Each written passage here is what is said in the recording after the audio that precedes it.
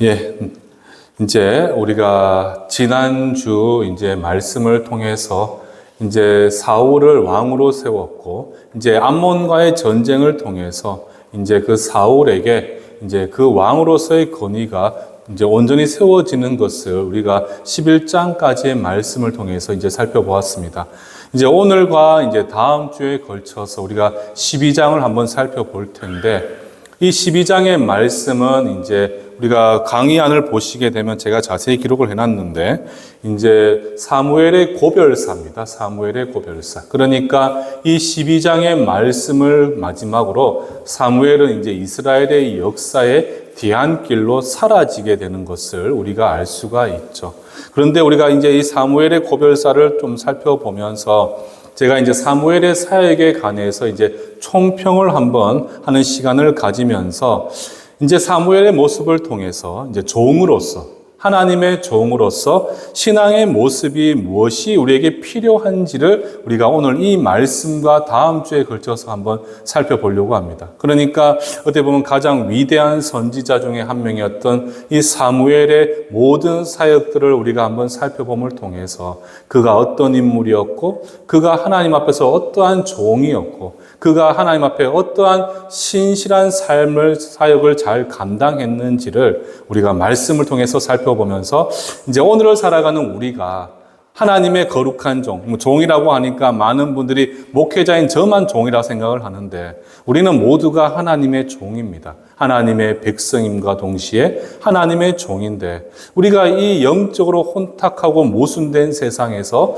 우리가 어떠한 삶의 모습, 신앙의 자세를 갖춰야 되는가라는 것을 사무엘의 모습을 통해서 우리가 한번 다음 주까지를 통해 한번 살펴보도록 하겠습니다.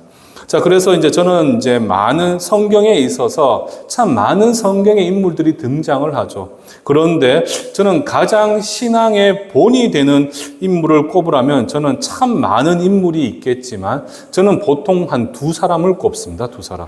그 두 사람이 누군고 하니 바로 모세와 함께 오늘 본문의 주인공인 사무엘입니다. 사무엘.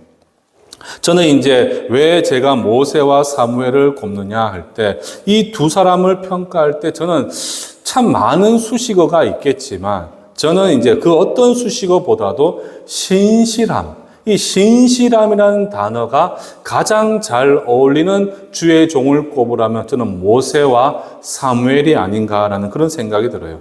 그도 그럴 것이 이제 성경에서 이제 특정 인물을 하나님의 종으로 세우는 그러한 서사에 있어서 어린 시절부터 그 성장하는 과정을 자세히 다루는 인물들은 그렇게 많지를 않습니다.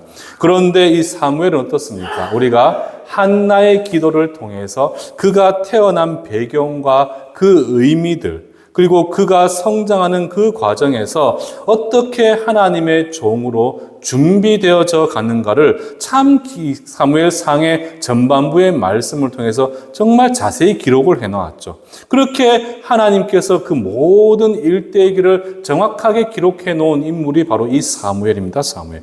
그렇다면 결국 이 말은 무슨 뜻이겠습니까, 여러분들? 하나님 보시기에 당신의 종으로 가장 합당하게 그 인생이 설계되어졌고 또 그렇게 세워져 간 인물이 바로 누구냐? 사무엘이 된다는 거예요. 사무엘. 우리가 소위 모세, 또 하늘에서 불을 내린 엘리야, 그러면서 또 이제 이사야 선지자들, 또 소위 우리가 신약으로 가면 12 제자들과 세례 요한을 이야기를 하잖아요.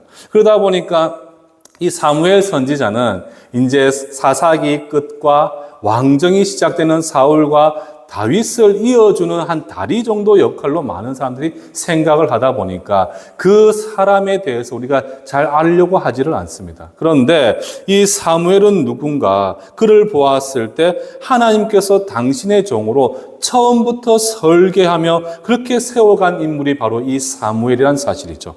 전 오늘을 살아가는 우리 성도들에게 있어서 지금까지 우리가 삶을 살았지만 또 우리가 남은 인생을 또 새롭게 설계도 하고 디자인도 해야 되잖아요.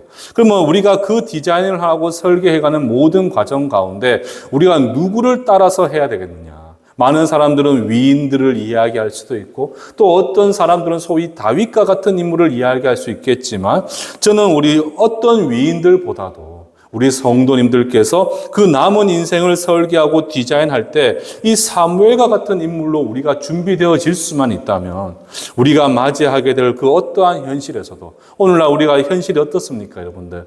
참 암울하다는 느낌이 들죠. 한 치 앞도 내다볼 수 없는 참 불안한 현실과 미래 가운데 세상은 끊임없이 모순되고 불의하고 영적으로 부패하고 타락한 시대를 우리가 살아갑니다. 그래서 누가 우스갯소리를 이렇게 하더라고요.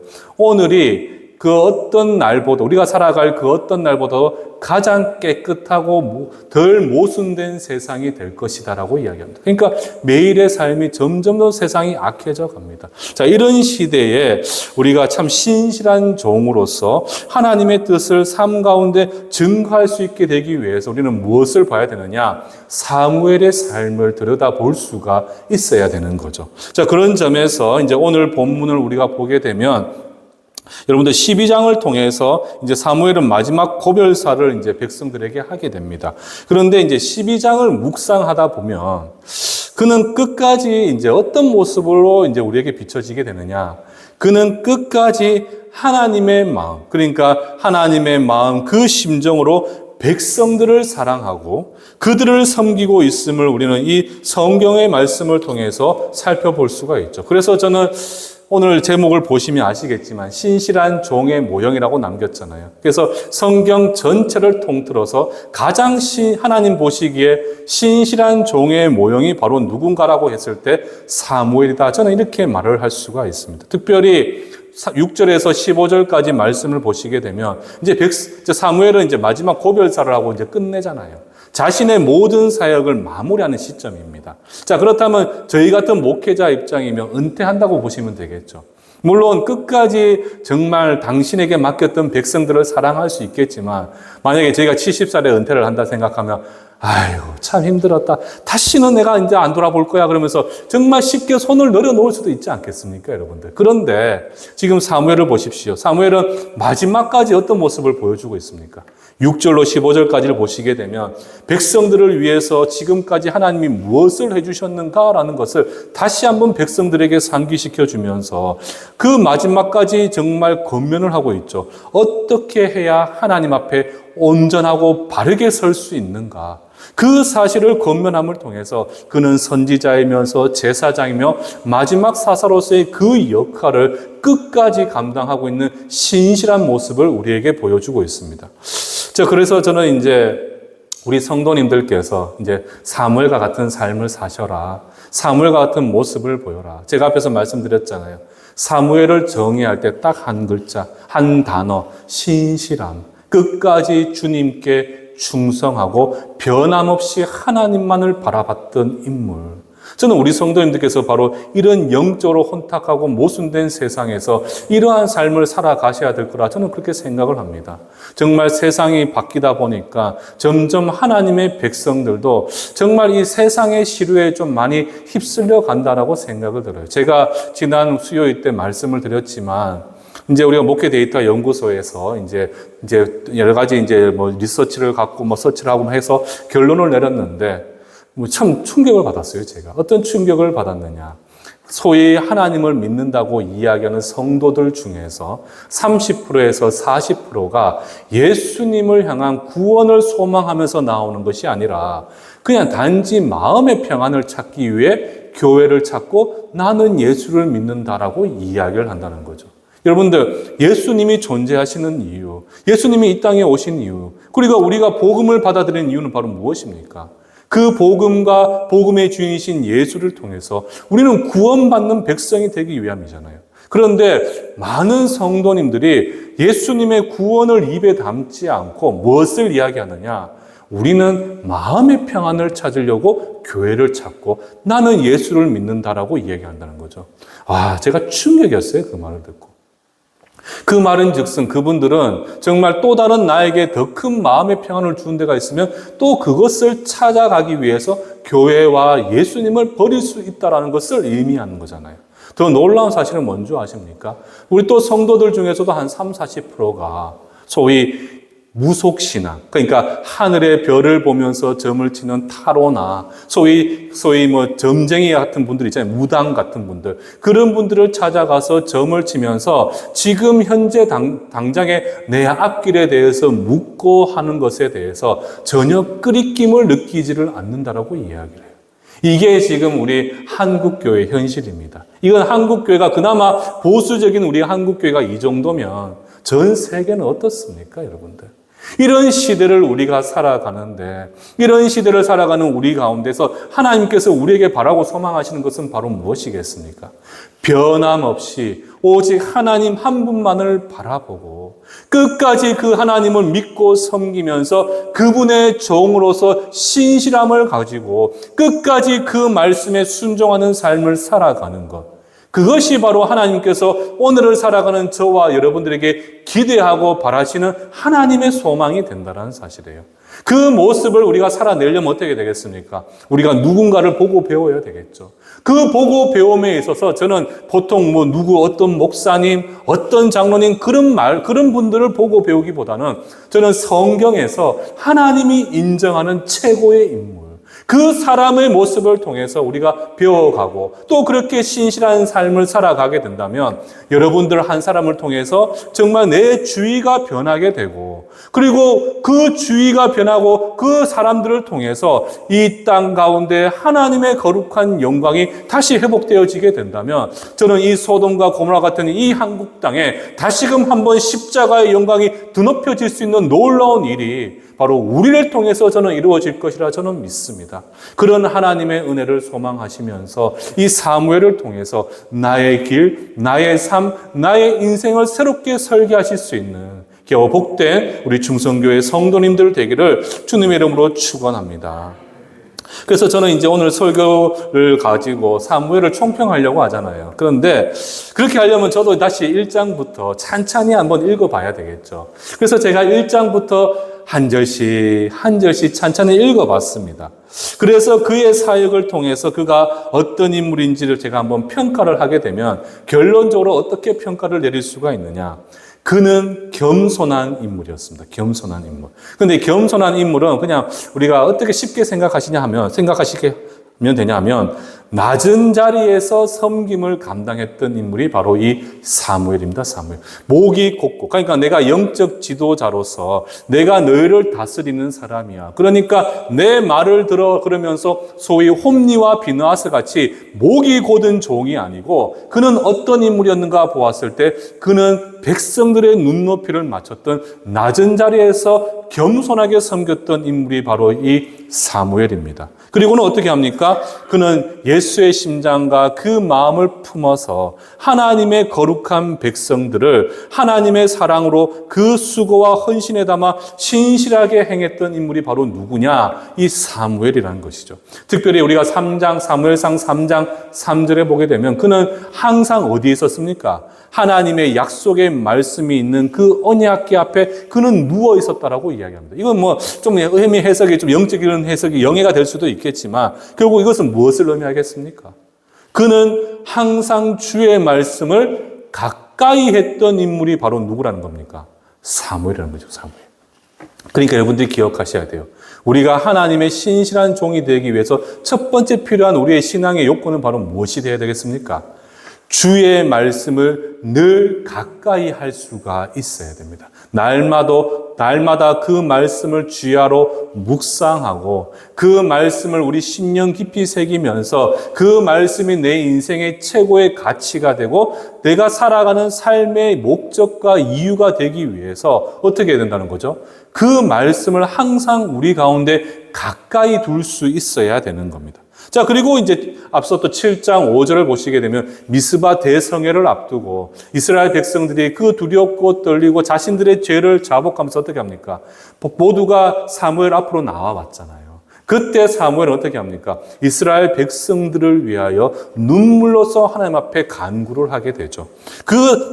그래서 그는 늘 백성들을 위해서 무엇을 한 인물이냐? 바로 기도를 쉬지 않았던 인물이 바로 누구냐? 바로 이 사무엘이라는 거예요, 사무엘. 그러니까 앞에 말씀이 나왔죠? 그럼 뒤에 뭐가 나오게 해야 되겠습니까? 우리의 영적인 성숙과 성장을 위해서 그 말씀을 의지하며 기도했던 인물이 바로 누구냐? 바로 이 사무엘이죠. 그가 누구보다도 열심히 기도했다는 사실을 증거하는 것이 바로 무엇이냐? 우리가 다음 주 한번 살펴보겠지만 12장 23절에 보시면 뭐라고 이야기를 하느냐? 12장 23절 한번 띄워주시겠습니까? 12장 23절을 보시게 되면 잠시만요. 우리가 12장 23절을 우리가 다 함께 한 목소리 한번 읽어보도록 하겠습니다. 시작!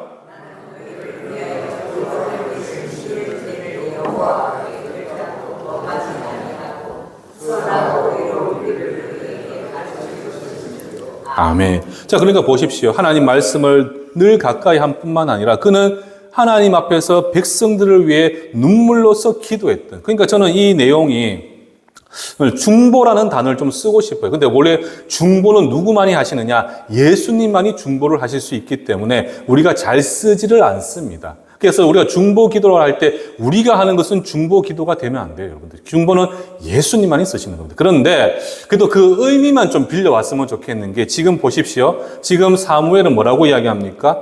나는 너희를 위하여 기도하기를 쉬는 죄를 여호와 앞에 결단코 범하지 않겠다. 와, 참 멋지지 않습니까, 여러분들? 정말 은퇴를 했잖아요. 은퇴를 해버리고 나면 솔직히 저는 더 이상 평생을 정말 그 수고를 감당했기 때문에 이제는 좀 쉼을 누리고 싶은 마음이 들 것 같아요.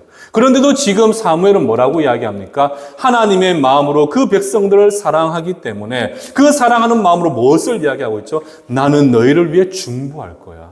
나는 너희들의 삶과 너희 이스라엘 백성들을 위하여 나는 이 기도를 쉬는 죄를 결단코 범치 않겠어. 이렇게 그가 백성들과 하나님 앞에서 약속하고 있는 모습을 보여주고 있다는 거죠.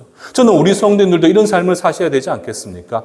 여러분들 오늘 살아가다 보니까 우리가 어느 순간부터 이 개인주의, 이기주의가 좀 우리가 앞서게 되죠. 그러니까 어느 순간부터 나를 위하는 삶을 좀 살 수밖에 없게 됩니다. 그런데 성경은 우리에게 뭐라고 이야기합니까? 나를 사랑하듯 너희도 서로 사랑하라고 말씀하셨잖아요. 그러니까 우리는 절대적인 이타적인 사랑으로 서로를 위해 섬기고 눈물로서 함께 할 수 있는 삶을 살아가야 되는 것이 바로 공동체 백성의 하나님이 주신 사명이 되는 거예요. 그런데 어느 순간부터 세상 살아가기가 좀 지치고 힘들고 어렵다 보니까 어느 순간부터 우리의 입술은 나를 위한 기도, 우리 가정과 우리 자녀를 위한 기도는 고백이 되어지지만 우리 교회 공동체와 성도들을 위한 기도가 참 쉽게 나오지를 않습니다. 그런데 우리가 여러분들 기도를 이야기하게 되면 기도에 대해서 많은 사람들이 이야기를 합니다. 이것이 기도가 맞아.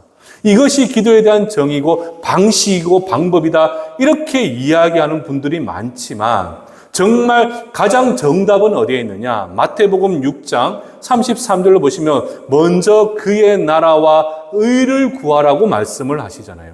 이건 예수님께서 우리에게 주신 정확한 정답입니다. 정답. 그러니까 저는 이제 기도를 하면서 저도 이제 오랜 세월 기도하면서 제가 내린 결론은 뭐냐? 하나님은 우리의 기도 제목은 다 알고 계십니다. 그렇지 않습니까? 이미 모든 것을 알고 계신 분이시기 때문에 우리가 무엇을 갈급하고 우리가 무엇을 염려하고 무엇을 두려워하신지는 이미 알고 계십니다. 그런데도 하나님께서는 너희를 위해서 기도하라기 말씀보다는 먼저 뭐라고 말씀하시느냐? 먼저는 그의 나라, 하나님의 나라와 그 의를 위해서 기도해라. 이것은 나를 위한 기도가 아니라 하나님을 위한, 하나님의 거룩한 뜻이 이 땅 가운데 이루어지도록 하기 위한 하나님의 거룩한 명령이잖아요. 그것은 결국 나를 위한 것이 아니라 누구겠습니까? 하나님의 거룩한 성도, 이 땅에 하나님의 거룩한 백성들을 위해서 기도하라는 것이 되는 거죠. 그래서 저는 우리 성도님들도 그러한 기도, 그런 삶을 사셨으면 좋겠어요. 우리의 기도는 이미 하나님께서 다 알고 계십니다. 그러나 그런 우리의 갈급함이 있어서 기도하고 싶다 할지라도 먼저는 우리 기도도 해야 되겠지만 먼저는 하나님의 거룩한 명령을 쫓아서 오늘 이 사무엘의 모습처럼 예수의 심장과 그 마음을 품어서 하나님의 백성들을 위해 눈물로써 기도할 수 있게 된다면 하나님의 그 기도를 통해 움직이시고 이 땅 가운데 당신의 의를 이루시는 그 과정 가운데 우리의 모든 염려와 근심과 두려움 가운데서도 하나님의 놀라운 은혜와 축복과 하나님의 역사하심이 우리 가운데 임하게 된다는 사실이죠. 지금 그 사실을 지금 사무엘의 그 모습을 통해서 우리에게 보여주고 있잖아요. 나는 결단코 우리 성도님들을 위하여 기도를 쉬는 죄를 범하지 않겠습니다. 나는 내 가족뿐만 아니라 우리 교회의 거룩한 공동체, 우리 직장의 동료들, 그리고 사랑하는 우리 성도들을 위해서 기도하는 죄를 범하지 않겠습니다. 이것이 우리의 믿음의 고백이 된다면, 이 사무엘의 고백인 나의 고백이 된다면, 여러분들, 우리의 그 고백을 통해서 이 땅에 하나님의 거룩한 의와 영광이 새롭게 회복되어지는 그 시작이 바로 우리의 기도를 통해서 이루어지게 되는 것이고, 함께 우리 충성교회가 서로를 위해 눈물로서 기도하고, 교회와 이 석적과 이 칠곡 지역을 위해서 눈물로서 우리가 부르짖고 고백하게 된다면 하나님의 뜻이 이루어지는 모든 가운데 우리 충성교회도 하나님의 놀라운 부흥을 부어주시게 된다는 거죠. 저는 우리 성도님들께서 바로 이런 사무엘의 모습, 그렇게 말씀을 사모하고 기도에 힘쓸 때 특별히 나를 위한 기도가 아니라 하나님의 마음으로 백성들을 위해 기도할 수 있는 그런 담대한 마음과 그런 우리의 수고와 헌신이 있다면 저는 여러분들의 인생, 하나님이 아까 말씀하셨잖아요. 사무엘의 인생은 하나님이 설계하시고 디자인하셨다고. 저는 우리 여러분들의 남은 인생, 그리고 우리 자녀들의 인생도 하나님이 설계하고 디자인하셔서 이 시대의 마지막 때 하나님의 거룩한 종으로서 온전히 쓰임받게 되는 놀라운 역사가 저와 여러분들에게 반드시 저는 이루어질 줄을 저는 믿습니다. 그리고 또 이제 우리가 보시게 되면 우리가 사무엘을 통해서 무엇을 또 볼 수 있어야 되느냐. 여러분들, 사무엘은 왕을 세우는 걸 원치 않았습니다. 그렇지 않습니까? 그런데 백성들은 미스바 놀라운 부흥의 은혜를 경험하고 곧장 바로 뭐라고 합니까? 그들의 교만함으로 하나님을 배신했습니다. 그리고는 하나님이 아닌 사람의 통치를 받겠으니까 왕을 세워달라고 이야기하잖아요. 그런데 사무엘은 이 사실을 싫어했잖아요. 원치 않았습니다. 그런데 하나님은 그것마저도 백성들을 사랑하셔서 들어주셨잖아요. 저는 이것을 통해서 어떤 생각이 들었냐 하면 우리가 사무엘은 분명히 원치 않았습니다. 그리고 그 원치 않았으면 하나님의 뜻이 자신의 뜻과 달랐을 수도 있잖아요. 그런데 지금 사무엘은 어떻게 합니까? 자신의 생각, 자신의 뜻을 밝히고 보이는 것이 아니라 전적으로 하나님의 뜻을 구하고 그 뜻에 내 생각과 다르다 할지라도 그 뜻에 오롯이 순종하는 모습을 바로 이 사무엘이 보여주고 있다는 거죠. 이거 정말 중요합니다, 여러분들. 오늘을 살아가다 보면 우리가 세상을 살아가다 보면 세상의 가치와 그 세상의 질서와 기준을 익숙하다 보니까 때로는 하나님께서 명하신 명령, 이 성경을 통해서 주신 그 말씀이 내 삶에 뭔가 실천하고 순종하기에는 뭔가 내 생각과 안 맞을 때가 있잖아요. 안 맞을 수 있지 않겠습니까? 그 하나님의 특별히 어떤 분들 이야기 하더라고요. 10의 1조를 왜 내야 됩니까? 제가 올 초에 경건에 대해서 이야기할 때 경건의 세 가지 모양 중에 하나가 제가 10의 1조라고 말씀드렸죠. 헌금을 말씀드렸죠.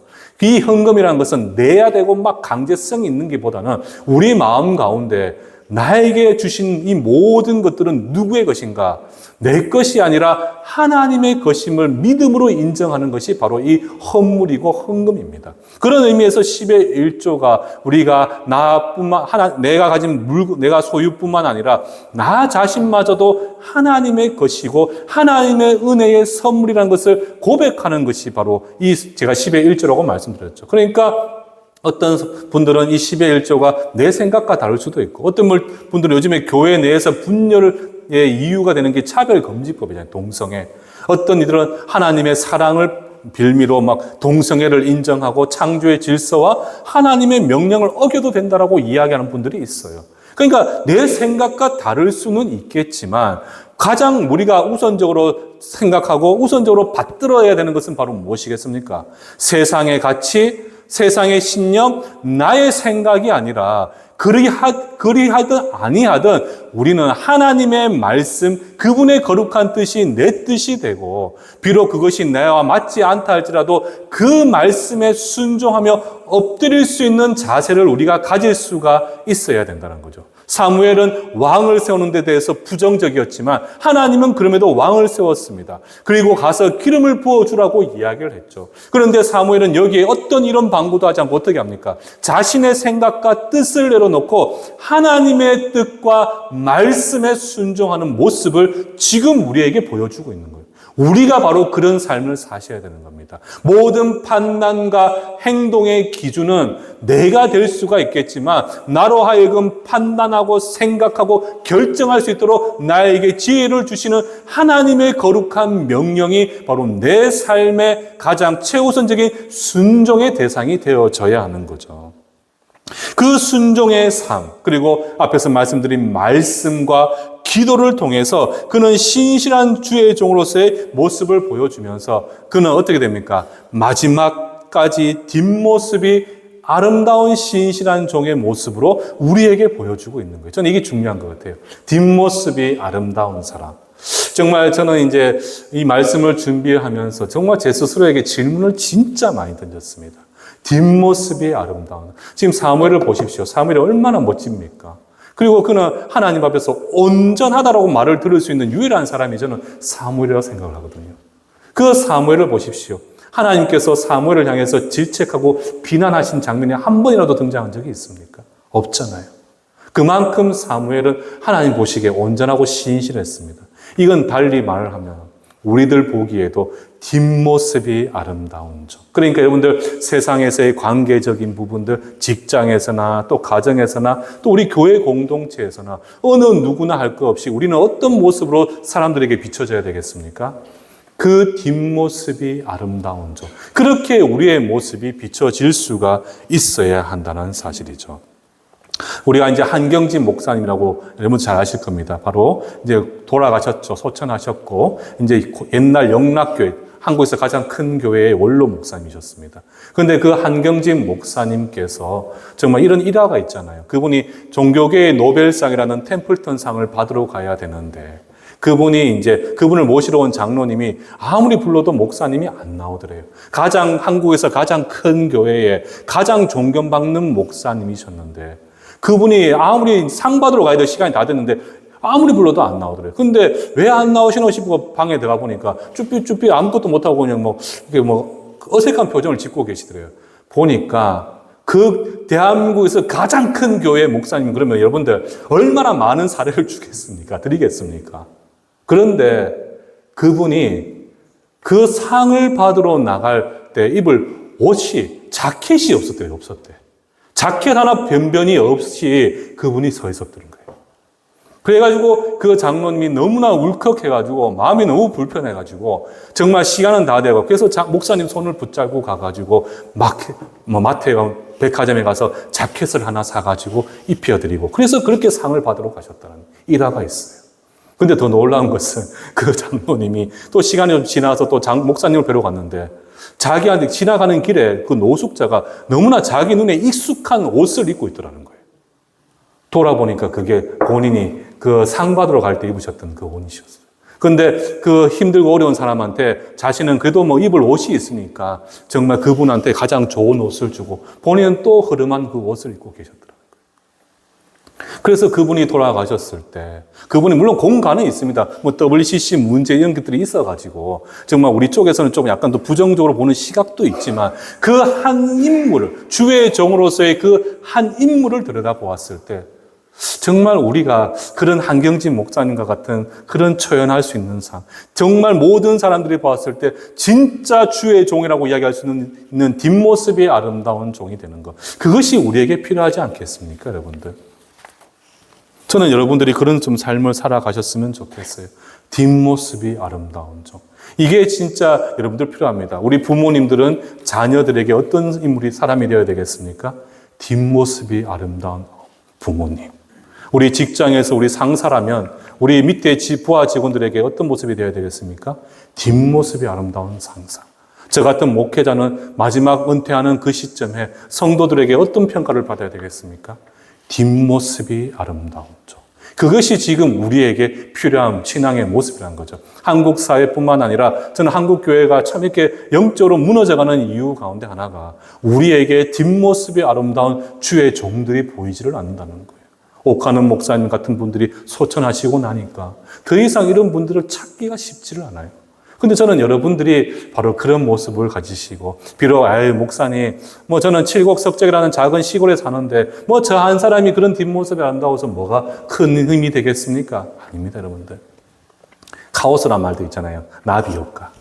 여러분들이 흘리는 그런 작은 그러한 뒷모습이 아름다운 모습을 통해서 우리 충성교회 모든 성도님들이 또 그러한 모습을 보이게 될 것이고, 비록 이 지역 가운데 소수에 불과하지만 우리 모든 성도가 정말 뒷모습이 아름다운 종의 모습을 이 세상 가운데 비추고 보이게 된다면, 그런 우리를 바라보면서 그들은 누구를 보겠습니까? 우리의 주인 되시고 우리를 위해 철저하게 낮아지셔서 이 땅 가운데 십자가에 못 박혀 죽기까지 사랑하신 예수 그리스도를 세상이 바라볼 수 있게 되는 것이죠. 그게 바로 무엇입니까? 복음을 전하는 일이고 교회가 부흥하는 이유가 되는 겁니다. 참 이런 시대 악합니다, 여러분들. 세상이 점점 혼탁해져 가잖아요. 영적으로 무너져 가는 시대 가운데. 하루가 멀다고 어떻습니까? 세상을 창조하신 하나님을 부정하고 예수 그리스도의 십자가, 그 구원의 은혜를 또 폄훼해버리잖아요. 그리고 성경을 뭐라고 이야기합니까? 사람이 만든 말로 치부하면서 그 권위를 훼손하고 있습니다. 그러면서 창조의 질서와 율법의 가르침을 사람의 생각에 좋은 대로 바꿔버리고, 그런 시대의 사람들은 비록 성도라 할지라도 서로를 돌아보지 못하고 오롯이 나만을 생각하면서 공동체라는 그 의미가 점점 무색해져 가고 있는 거예요.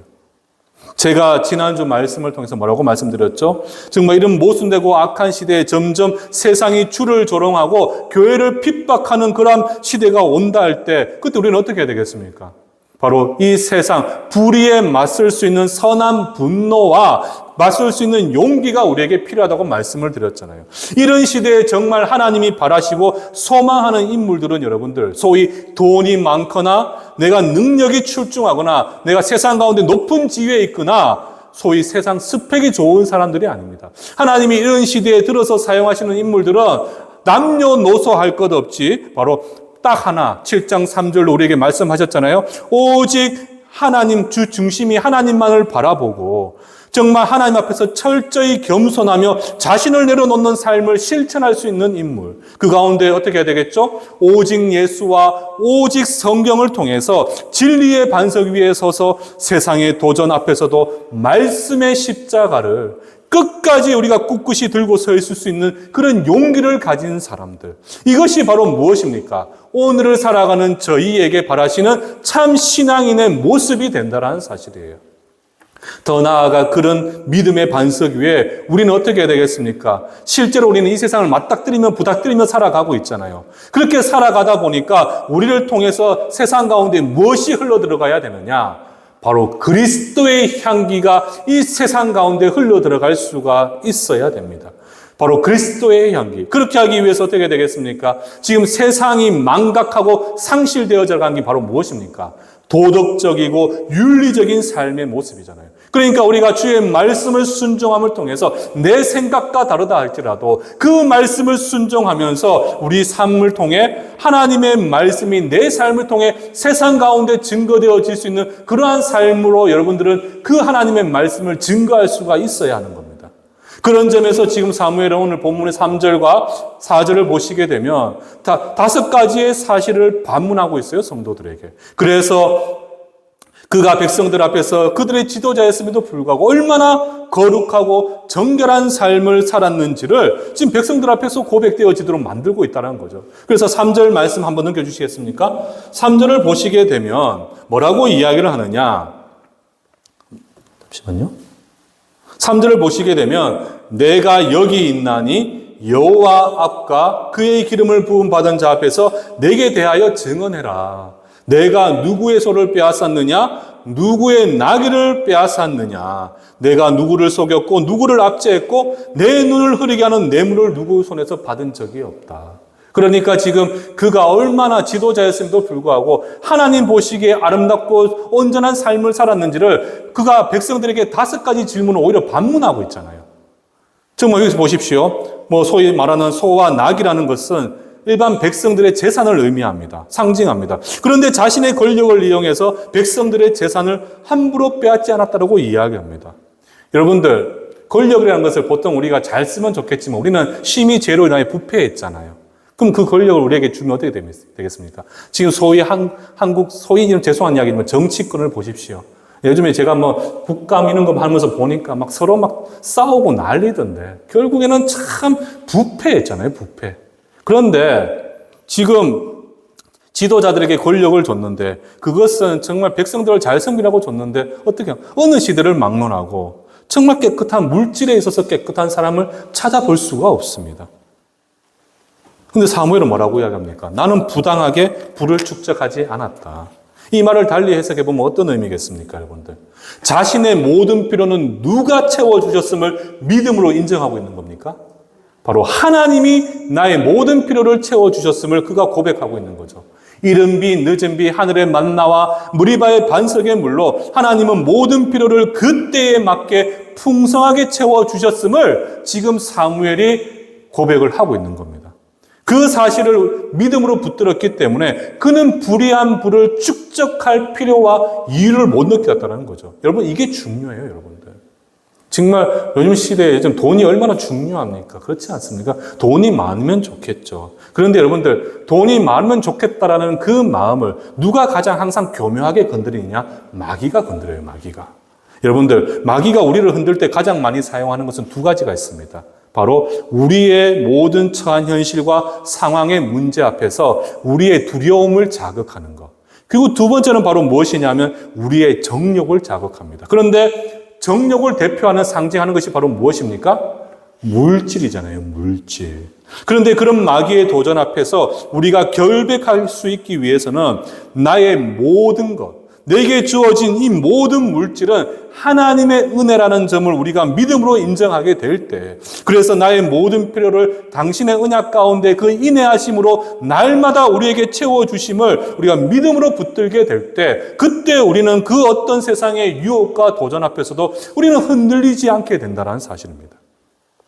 그리고 속이고 압제하는 것, 이것은 뭐 약자를 억압하고 거짓으로 점철된 삶을 이야기하잖아요.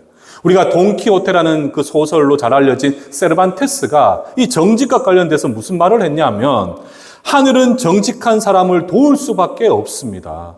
정직한 사람은 신이 만든 것 중에 최고의 작품이기 때문이다. 이렇게 이야기를 해요. 그러니까 우리가 이 말을 좀 빌려와서 보면 하나님께서 우리로 너무나 바라시는 믿음의 자세는 다른 게 아닙니다.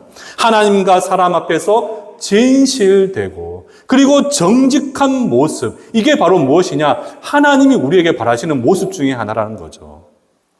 진실되고 우리가 하나님 앞에 정직하면 세상 사람들 앞에서는 당연히 우리는 정직할 수밖에 없어요, 여러분들. 그리고 마지막으로는 무엇을 이야기하고 있죠? 내 눈을 흐리게 하는 뇌물. 이것은 여러분들, 뇌물은 뭐겠습니까? 하나님의 정의를 굽게 만드는 이유가 되는 겁니다.